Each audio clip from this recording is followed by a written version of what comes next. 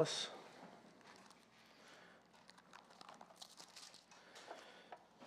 So, good to see you today.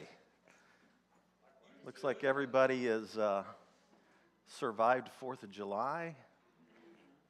Nobody blew themselves up, at least not here anyway. I have a friend that hurt his hand, Yeah, my allergies kicked off 2 days ago. My eyes have been watering and itching, but I didn't take anything this morning because my mouth would dry out and my brain would get a little foggy. And it's already foggy enough, so I don't need to add anything onto it. But good to see you today. We're in a series called Prophetic Imagination. And we've been looking at some of the Hebrew prophets as it relates to their vision for the world. They had an amazing imagination about what the world could be, And if you boil down the Hebrew prophets to just a couple of issues, one of their visions would be that this world would be amazing if people were free from idolatry and addiction. And then the second big vision is this world would be amazing if we were free from injustice. And particularly if we advocated for the most vulnerable, if we showed solidarity with the most vulnerable. And of course, we can move in and out of those categories. Those aren't frozen categories, right? We can move from one to the other. We can be incredibly vulnerable ourselves. And so there's something about the vision of the prophets that looked at injustice in a particular way and then had a vision for justice. Now, one of the things that I like to point out is that a lot of Americans, when they think of justice, think of punishing criminals, okay? Now, that's one sliver of the justice concept. But it's not the predominant vision that the Hebrew prophets had. The Hebrew prophets would have had a vision of what we're going to call, in a few weeks I'll talk about restorative justice. And then I think they also had a vision for what we might call social justice or divine justice, God's heart for people who are on the margins, who are most vulnerable, who are oppressed, and who have been excluded for various reasons from sort of like mainstream culture. And so they had this vision. And what was interesting is that even though the kings of Israel were supposed to be Torah-obedient kings, what happened over and over and over again is that the kings became corrupt. They came into places of power and wealth and money. And then, like so many who are in those places of power, wealth, and money, they begin to write the rules, and there's always people who are losers. There's always people who are at the margins, who are most vulnerable, and who suffer from the oppression of the rich and the powerful.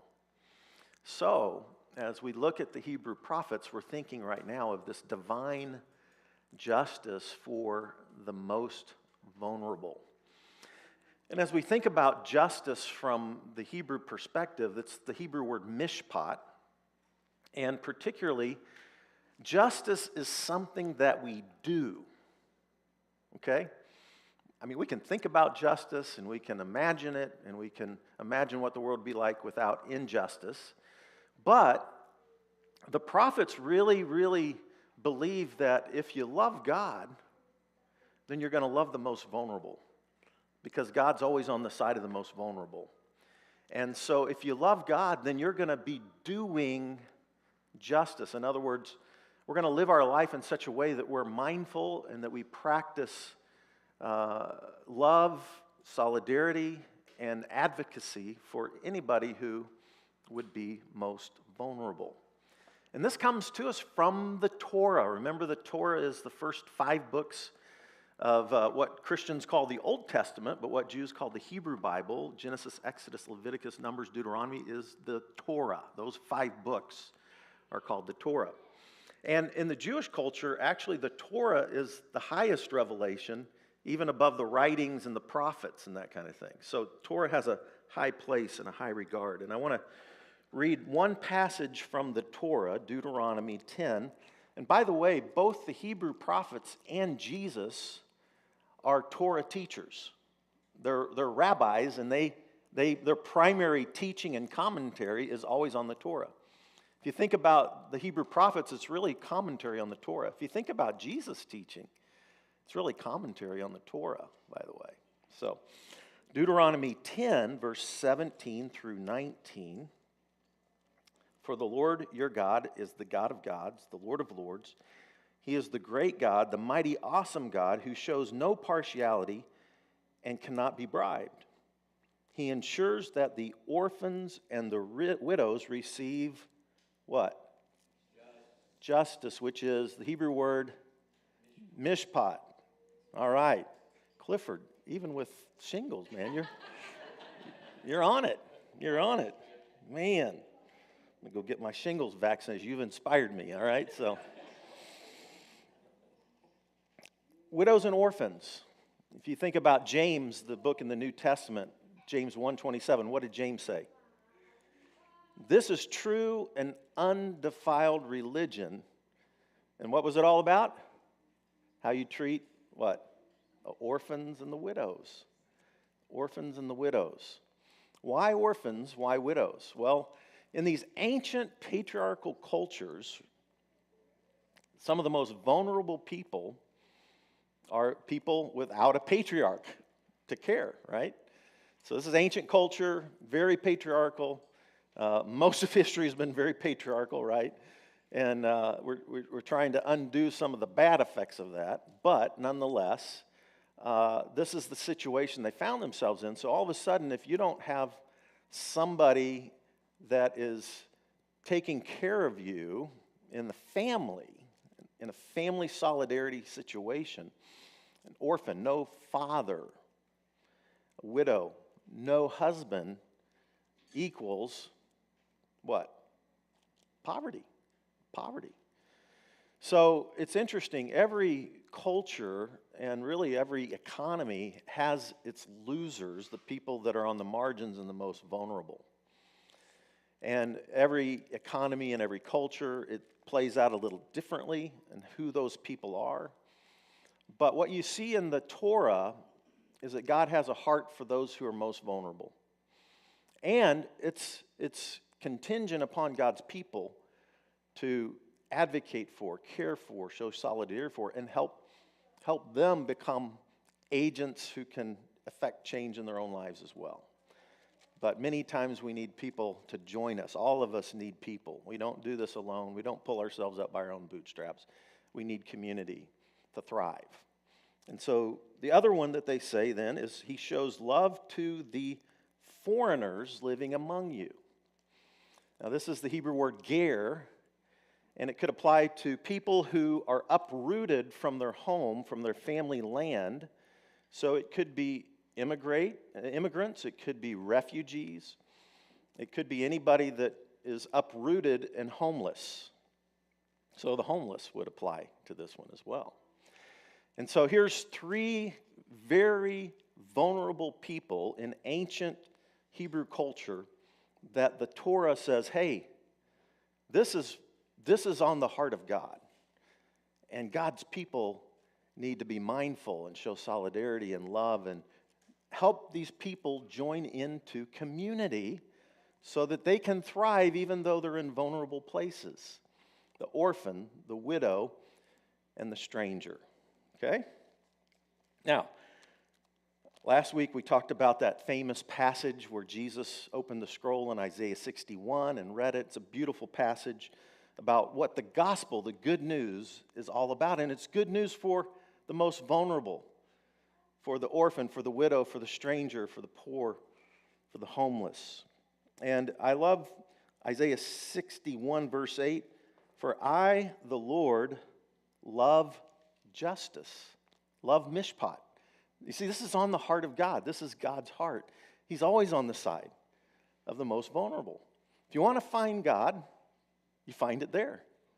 And we join ourselves in community with those so that we can all thrive together. We need each other. So what's fascinating to me is that Jesus picks up on this theme of justice over and over and over again. And one of my favorite passages that I've spoke on many, many times through the years is Matthew 25, verses 31 through 46, okay? Now, I don't know about you. I'm kind of an old guy, and I grew up in the 70s, and I was a 70s prog rock fan. I mean, like one of the first bands I really got into was Kansas. By the way, I saw they were doing a concert. Did they already do it? They were coming to Kansas City and doing a concert again. We should go. Anyway. But I used to listen to Kansas and Emerson, Lake and Palmer and Yes and all these, 70 prog rock bands. And then the 80s hit. And I was like, where are my... It was like hairband, heavy metal hairband. Like let's see, do I listen to Poison or Guns N' Roses? Or, of course, Axl Rose singing, Knock, Knock, Knocking on Heaven's Door. That's pretty good stuff. But anyway, I didn't totally jump onto the 80 hairband thing. And so like in the 80s, I was listening to U2 and REM and Echo and the Bunnymen and those kind of things. And then when the 90s came along, I actually really got into grunge rock. Like Seattle grunge rock. I love Nirvana. I love Pearl Jam. I love Soundgarden, those Seattle bands. And I kind of then got into the alternative rock. And in the late 90s, there was a band that wasn't hugely popular, but it was a band called Cake. Anybody remember Cake? All right. Yeah. So you remember when Sandstone was, I don't know what it's called now. It's gone through 10 different names. But Weezer was out at Sandstone, and Cake opened for Weezer. And I was out there, and that was such a fun concert. Two great bands. But Cake did this song called Sheep Go to Heaven. Any of you remember that one? Sheep go to heaven, goats go to hell. Go to hell, go to hell. Can you sing it with me? No? It was kind of a snarky use of Matthew 25. I'm always fascinated how the Bible gets morphed into popular culture and then kind of comes out. It was totally right out of Matthew 25, but then a spin on it a little bit that's different than what Jesus was trying to bring out, okay? But this is very much one of Jesus' most famous passages dealing with justice, mishpat, the heart of God for the most vulnerable. Such a famous passage, I wanted to read it. Now, by the way, this is a parable, okay? Why is it important to just recognize that it's a parable? Because it means that it's not necessarily literally true, right? Like the Good Samaritan is a parable, right? And does it matter if the Good Samaritan story actually existed in history? It doesn't. It's not meant to be a literal historical approach to teaching. Jesus used parables, so he told stories, and the stories had a point, but you're not supposed to necessarily go through and take it all literally, okay? But the Good Samaritan makes an incredible point, and it's a great story. And Jesus told stories over and over and over again. The main way to teach was telling stories, many of them that he just made up, right? Just make up a story, but it's got a point. That's a parable, all right? So this is important to acknowledge that this is a parable. We can misapply this passage if we press it too literally, all right? So I'm going to read it. Verse 31, but the Son of Man comes in his glory and all the angels with him.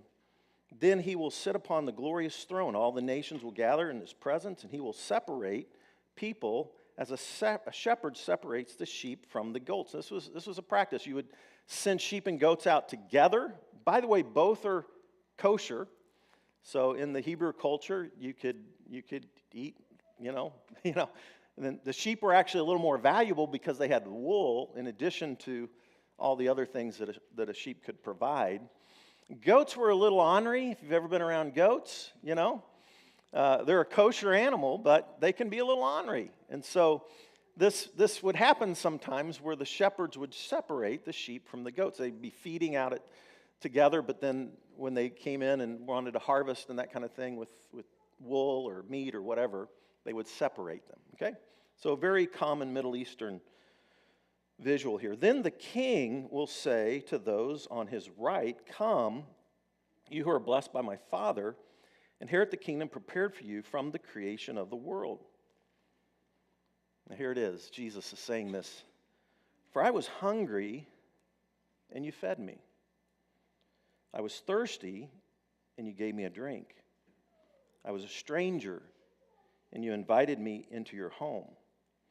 I was naked, and you gave me clothing. I was sick, and you cared for me. I was in prison, and you visited me." So notice he's talking about the most vulnerable. This is totally about justice right out of the Torah, okay? The stranger is the ger. It's the immigrant, the refugee, the homeless, those that don't have a homeland and a safe place to land, okay? The hungry, the naked, the sick, the thirsty. Remember last week we talked about the prisoner and how on Jubilee you're supposed to get out of prison, right? And remember I told you most people were in prison in ancient days because of debt, right? So it gave people a new start. Their debt was forgiven, and they got a new start, and their land was given back. Because they would have lost their land in order to end up in prison because they couldn't pay their debts, their bills, and so they lost their family land. So they made them most vulnerable, and then they get in prison because of it. Can't pay their debts, go to prison, right? So you can see this issue of justice. These are the most vulnerable people in the culture. And Jesus is saying, like, wow, when this person was hungry, you were feed. You see how Jesus is totally identifying and showing solidarity with the most important. When you care for, love, and minister and help and bring into community those who are most vulnerable, who are you doing it to? There is this sacred mystery that we encounter the very sacred presence of God, the sacred presence of Jesus, as we identify, show solidarity, care, and include into community the most vulnerable. You're doing it to Jesus. You're encountering the most sacred. It's a mystery, right?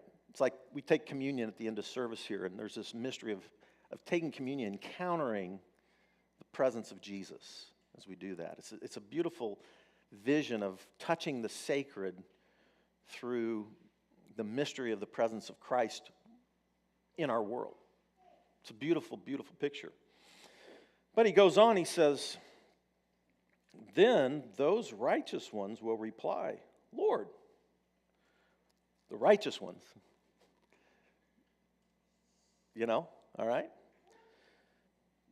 "'Lord, when did we ever see you hungry and feed you, or thirsty and give you something to drink, or a stranger and show hospitality, or naked and give clothing? When did we ever see you sick and in prison and visit you?' And the king will say, 'I tell you the truth, when you did it to the least of these,'" we could just translate that most vulnerable, "'then, my brothers and sisters, you did it to me.'" The sacred presence of God's total identification with the most vulnerable. And so those who practice righteousness and justice do that. It's something we do, right? All right, then, verse 41, the king will turn to those on the left and say, "Away with you, cursed ones, into eternal fire prepared for the devil and his demons." Holy crap. Like, what's going on here? Now, this is where you have to understand that Jesus is flipping the script with hyperbole. Flipping the script with hyperbole. There would have been people in the first century culture who would have thought that if you're hungry and thirsty, you deserve it and you're getting punished by God. Or if you were a naked and stranger, it's your fault, you've sinned some way, and God's punishment is upon you. Or if you're sick, like a leper, then you're banned outside in these lepers because it's your fault. And you see what I'm saying? Like, we demonize the vulnerable, make it their fault, and then separate them out of community and culture and condemn them. Whoo! We ever see that going on in our culture today, right? Crazy stuff. So the people that Jesus was listening to, they would have, the people that Jesus named, they would have been thinking, oh, they're under God's judgment. And what does Jesus do? He flips the script. He's like, no, you guys who don't show solidarity with these folks, actually, you're going to be the ones that judge. He's using hyperbole to make a point. He's not saying, like, if you are really busy one day and you happen to pass up a homeless person, oh, you're going to go to hell for all eternity. Is he saying that? Or is he saying through hyperbole, look, folks, the people that you think are being judged by God aren't the ones being judged by God. In fact, it's the holier-than-thou crowd that judges those people. They're the ones that are being judged by God. That's the point that Jesus is trying to make. They're not identifying. It's not that God's against those people. It's just God wants those people's hearts to change so that they too recognize the sacred presence in the most vulnerable. And so he's challenging everybody to do justice using hyperbole and flipping the script, right? So the king will turn to those on the left, away with you. For I was hungry and you didn't feed me. I was thirsty and you didn't give me a drink. I was a stranger and you didn't invite me into your home. I was naked and you didn't give me a clothing. I was sick and in prison and you didn't visit me. So, Jesus is all about justice. Notice, it's not about believing the right things. Do you notice that? What's it about? It's about practicing justice, solidarity, love, and inviting those into community so that we can all thrive together in God's love. And so this is something that, as pastor of Living Water and as a community of people that have advocated for the most vulnerable from the beginning of this church's foundation, this is a big, big part of this church's heart and certainly in my heart. Any of you interested in outreach, one of the things I love to think about is like serving our city and our communities with God's love, no strings attached. That's kind of like I think, and then as we look at our city, look at our communities, who are the most vulnerable in this city, in our communities? And then as a community of Jesus followers, what do? We show solidarity to those communities. So we can be looking at things like racial issues. We can be looking at things like LGBTQ plus issues. We can be looking at things like poverty. We can be looking at, we receive refugees here by the hundreds every year.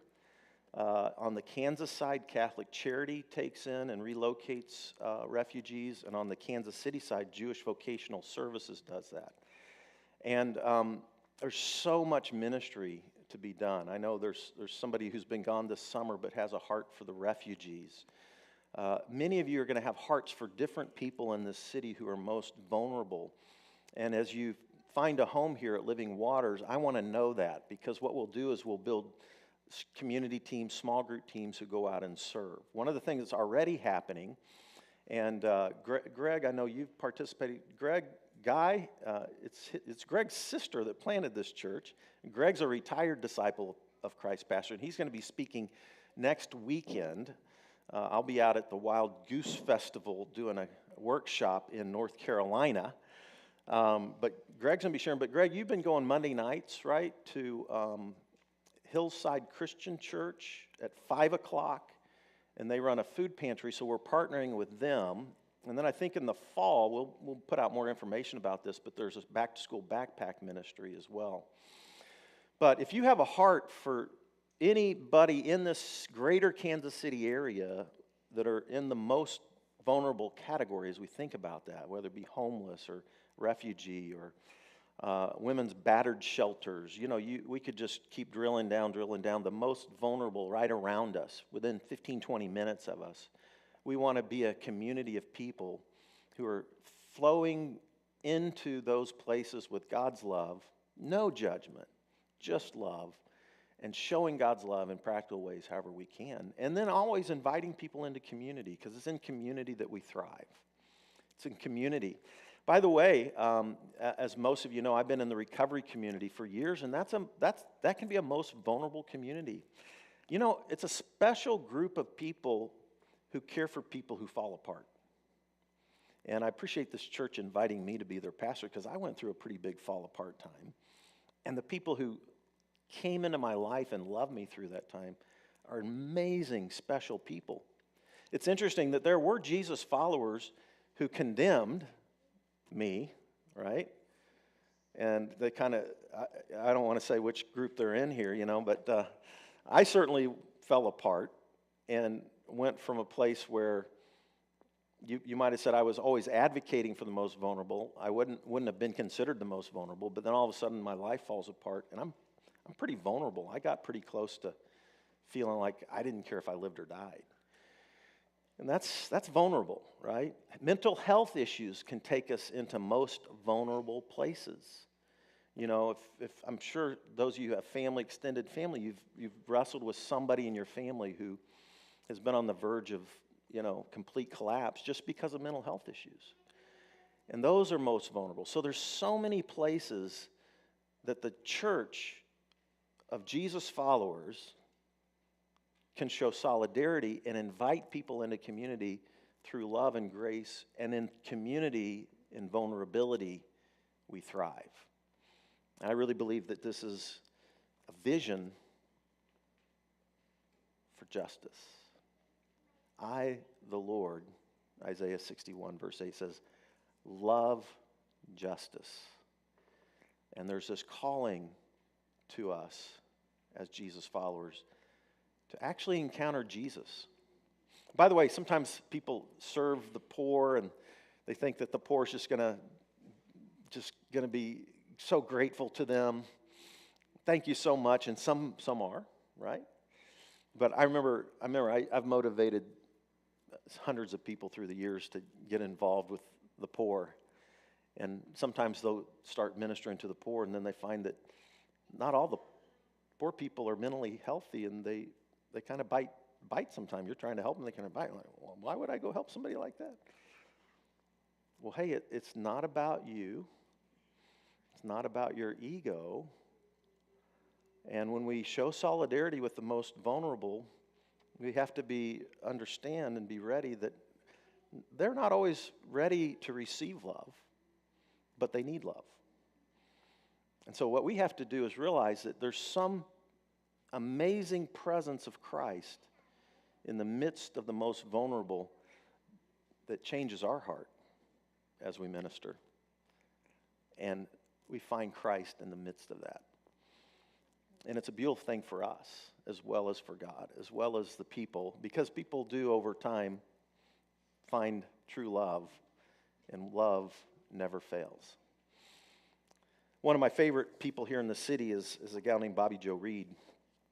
And I've done a podcast interview with her, and she has a documentary out on her work called Under the Influence. Bobby Jo grew up in a Kansas City, Kansas police officer home, started drinking when she was 12. She was kind of a latchkey kid most of the time. Started drinking when she was 12, full-blown alcoholic before she got out of high school, and then got into a relationship with a pimp, and then started doing prostitution and drugs, and she wound up on the streets and homeless, and then in and out of pimps' homes. Wound up in a women's shelter in 1995 when there were hardly no women's beds in Kansas City, and got sober through 12 steps in a women's shelter that was almost as scary as the homeless streets that she was in. But through that, she encountered Jesus, and she decided that Jesus was calling her right back to Independence and Northeast, right back to the area that she was in, right back to the area where she prostituted and all that kind of stuff. And she started a ministry called I just blanked on it. Help me out. Healing House, thank you. Healing House. And she bought one little unit and just started inviting women in. She started working with women because there were hardly any beds for women, right off the streets, just like herself.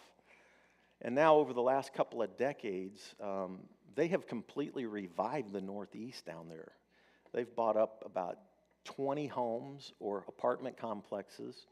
They serve the most vulnerable people in terms of alcohol, drugs, prostitution. They even shelter women and children.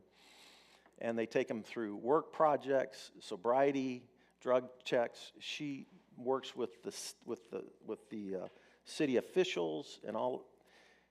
Healing House, touching thousands of people right back where she was at. And it's interesting how God does that sometimes. If we go through a spell of brokenness ourselves, if we find ourselves in a most vulnerable place, we're going to find healing through community and through people who love radically. And then many, many times God brings us and draws us right back to those same places where we were most vulnerable, because we now have a heart and a deeper empathy than we've ever had before. So, beautiful work to do in this world and showing God's love. And I think we need it more than ever. And our world is so splintered.